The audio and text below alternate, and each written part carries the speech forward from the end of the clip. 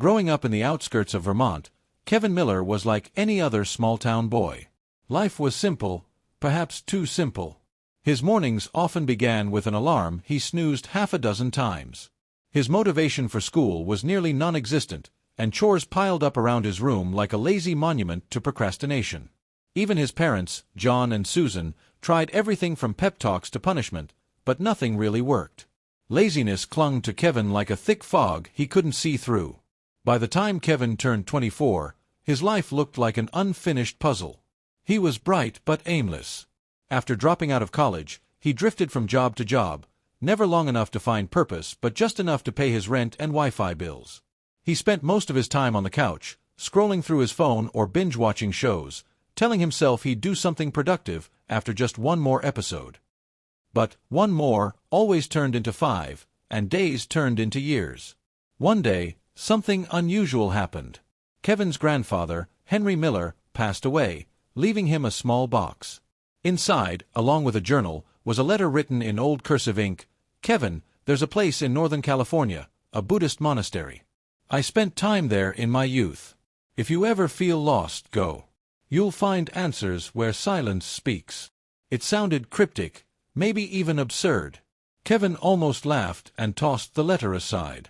But there was something about those last words, "where silence speaks," that clung to his soul.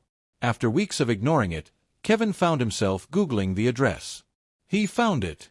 A monastery nestled deep in the redwood forests near Mount Shasta. The idea of abandoning his couch for a monastery felt dramatic.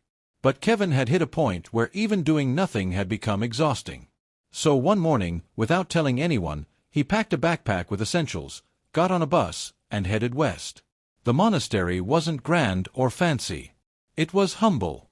Wooden cabins, gravel paths, and a large meditation hall stood at the center of it all.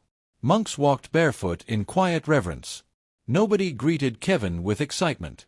There were no flashy welcomes, just calm nods and silent eyes that looked like they'd seen thousands of souls like his. Kevin was introduced to Brother Thomas, an American monk in his late 40s, once a Wall Street broker who'd left everything behind. Thomas didn't ask Kevin what he was running from. He simply said, "You're here. That's enough for now." The first few days were brutal. Kevin wasn't allowed to use his phone. He had to wake up at 4:30 a.m., meditate in silence, eat in silence, work in the garden, clean toilets, wash dishes, and then meditate again. Laziness doesn't scream, it whispers. And in that silence, Kevin heard all its lies. "You're too tired. You'll never change. Just rest a little longer." But there was no "just a little longer" here. You worked, or you left. During one particularly hard morning, Kevin sat beside Brother Thomas after gardening. His hands were blistered, his back ached, and sweat soaked through his shirt. "How do you guys do this every day? Aren't you tired?" Kevin asked. Brother Thomas smiled. "We all get tired. But laziness isn't about rest. It's about resistance. The body needs rest, but laziness is the mind saying, 'I won't even try.'" That struck Kevin.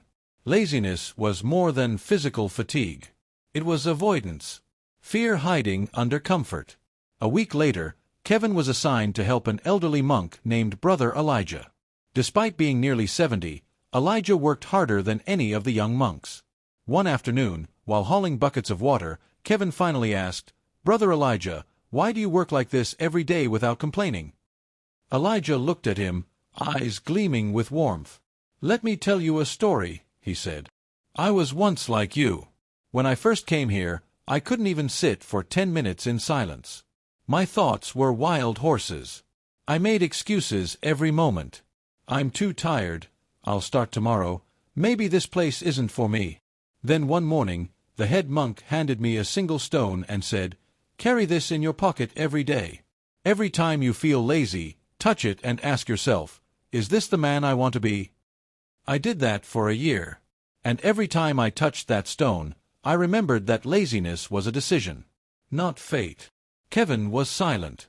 Elijah continued, "So I ask you, Kevin, what kind of man do you want to be?"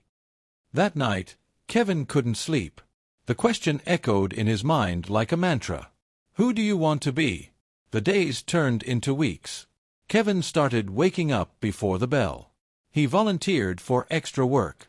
Not because he loved manual labor, but because the quiet taught him something his screen-filled life never could. Discipline was freedom. Effort created peace. One morning during meditation, Kevin saw a younger version of himself in his mind, slouched on a couch, snack wrappers around, half asleep in a life he wasn't living. He opened his eyes and felt a strange sensation, clarity. He stayed at the monastery for 3 months.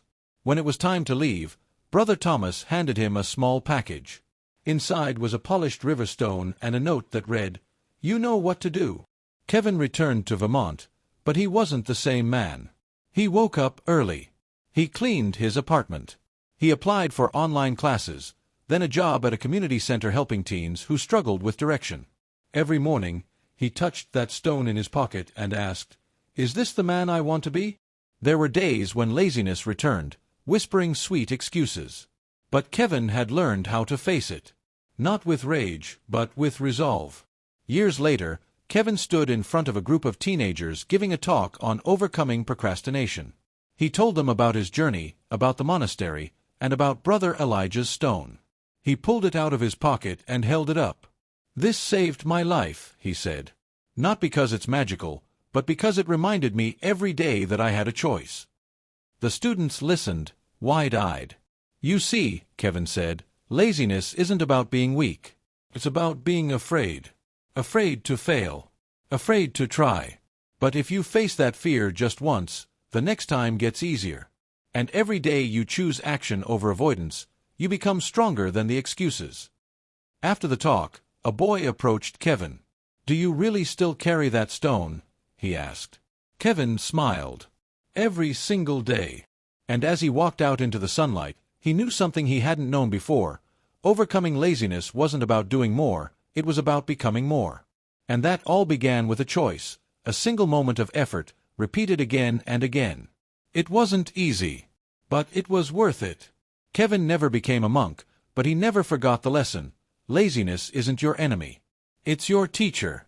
And when you listen, you learn how to live.